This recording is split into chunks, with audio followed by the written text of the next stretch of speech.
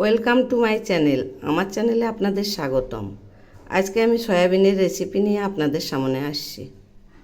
এই রেসিপি বানানোর জন্য এখানে আমি ছোট্ট একটা পাতিলে 2 কাপ জল দিয়েছি।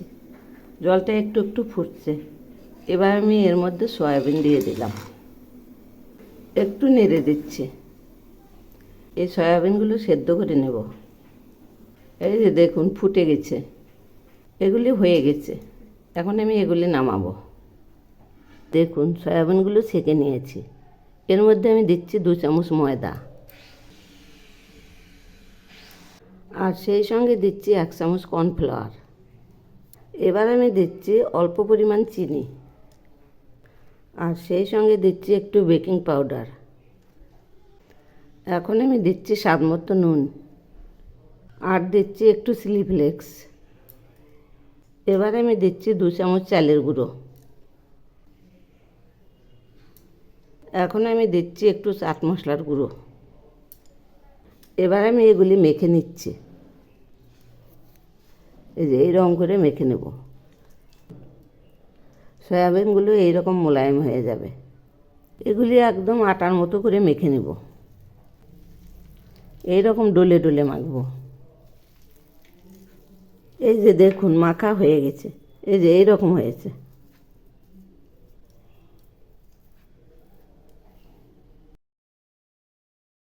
এখন আমি হাতে এইরকম করে তেল মেখে নিলাম। এবার এখান থেকে অল্প করে নেব। প্রথমে এইরকম করে গোল করব, তারপরে এইরকম লম্বা করব।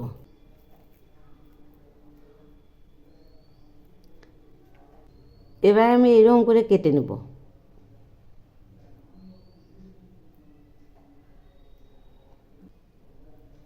এই যে দেখুন এইরকম হবে। এভাবেই আমি সবগুলো বানিয়ে নেব। সবগুলো বানিয়ে নিয়েছি। এখন কড়াই বসিয়েছি। কড়াইয়ে ছোট 1 বাটি সরিষার তেল দিলাম, আরও অল্প পরিমাণ তেল দিলাম। তেল গরম হয়েছে। এখন আমি সয়াবিনগুলো ভেজে নিচ্ছি। 2-3টে করে ভেজে নেব। একটু নেড়ে দিচ্ছি। দেখুন ধীরে ধীরে ফুলে উঠছে, অনেকটাই ফুলে উঠছে, ডিমের মতো। আবার একটু উল্টে দিচ্ছি। এই যে দেখুন কত সুন্দর হয়েছে। এভাবেই উল্টে পাল্টে ভেজে নেব। ভাজা হয়ে গেছে, এবার নামিয়ে নিচ্ছি। এই যে দেখুন একদম ডিমের মতো ফুলে উঠেছে। বাকিগুলোও ভেজে নিচ্ছি। ভাজা হয়ে গেছে, এবার নামিয়ে নিচ্ছি।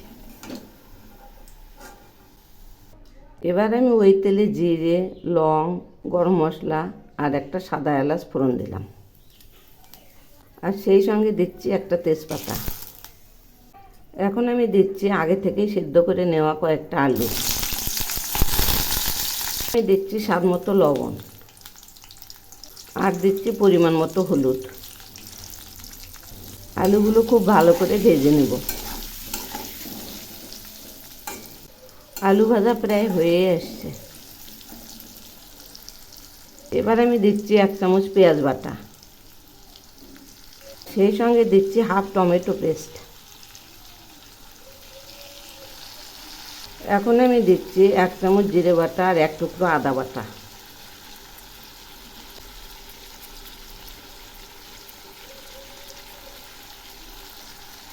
সেই সঙ্গে দিচ্ছি লঙ্কার গুঁড়ো,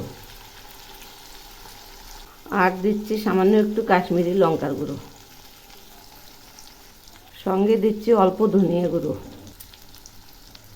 এবার আমি দিচ্ছি ফেটিয়ে নেওয়া টক দই।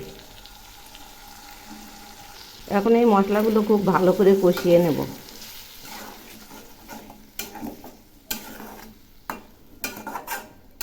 তো বন্ধুরা, আমার রেসিপি যদি আপনাদের ভালো লেগে থাকে তাহলে সাবস্ক্রাইব করে আমার পাশে থাকবেন, আর কমেন্টস করে জানাবেন কেমন লাগলো।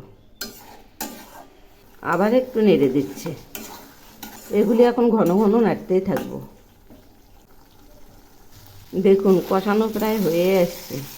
এই মশলাগুলো থেকে তেল ছেড়েছে। এই মশলাটা যত কষাবো তত টেস্ট হবে। মশলা কষানো হয়ে গেছে, এখন জল দিয়ে দিলাম।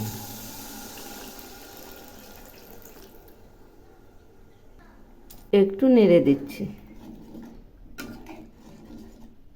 এই রান্নাটা একদম মাখা মাখা হবে।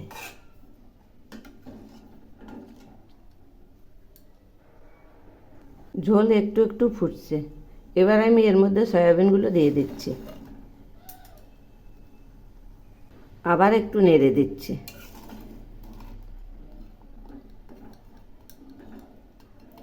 এই রান্নাটা এতই টেস্টি হয়। যদি আমার এই রেসিপি আপনাদের ভালো লেগে থাকে তাহলে এভাবে একবার বানিয়ে খেয়ে দেখবেন, অসাধারণ টেস্ট। এগুলি রসে টইটুম্বুর হয়ে যাবে।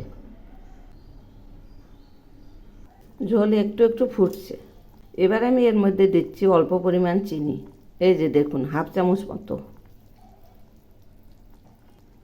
একটু নেড়ে দিচ্ছি। এই রান্নাটা একটু ঝাল ঝাল মিষ্টি মিষ্টি হবে। দেখুন কালারটা কত সুন্দর হয়েছে। রান্নাটা এখন প্রায় হয়ে আসছে। এগুলি নামানোর পর আরেকটু জমবে, কারণ এর মধ্যে সয়াবিন আছে। সয়াবিন তো ঝোল চুষে নেয়। এখন আমি দিচ্ছি এক টুকরো গরম মশলা বাটা, আর সব শেষে দিচ্ছি এক চামচ ঘি। এবার নেড়ে চেড়ে নামাবো। একটু নেড়ে দিচ্ছি। রান্নাটা এখন হয়ে গেছে, এবার নামাবো। এই যে দেখুন, গ্রেভিটা এইরকম হয়েছে। এই যে এইরকম হয়েছে। এই বড়াগুলো আরও ফুলে গেছে, রসে টইটুম্বুর হয়েছে। এখন আমি নামিয়ে নিচ্ছি। এই যে রান্নাটা নামাচ্ছি।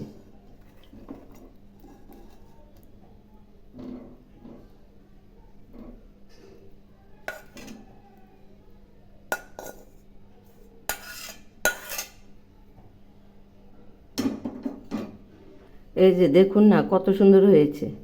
এভাবে একবার বানিয়ে খেয়ে দেখবেন, অসাধারণ টেস্ট।